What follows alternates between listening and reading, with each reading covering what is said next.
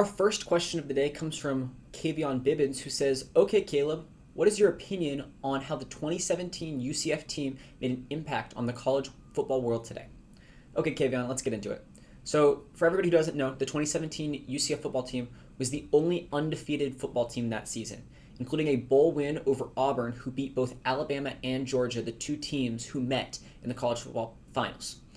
UCF, after beating Auburn, claimed a national championship, which was validated by receiving a single vote in one of the polls for a national championship, granting them the right to claim a national championship. But how has it impacted the world today?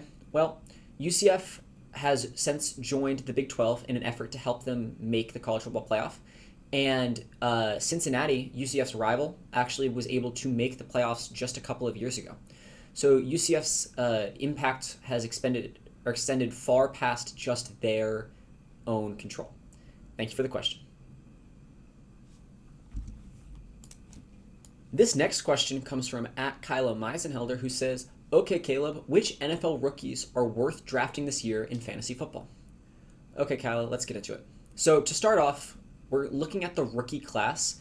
It's important to see where they were drafted and what need. So, for example, running backs, I don't think got drafted until the third round this year in the actual NFL draft.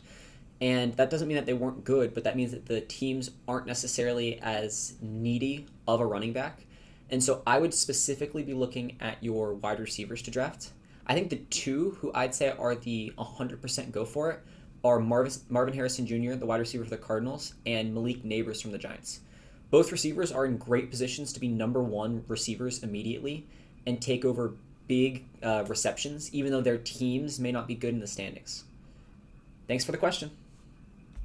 That was terrible. Our last question comes from @MC Penguin, who says, "Okay, Caleb, what are the rules on kicking field goals based on where the ball was down? Like, if you get tackled on the far right side, don't you have to kick it from there?" Let me explain. So that's actually almost exactly how it works, but it's not exactly where you're tackled. That's a common misconception. So whenever you get tackled on the far right side, you go to the right hash, and that is where you kick it. Hashes are those dashed lines up and down the field.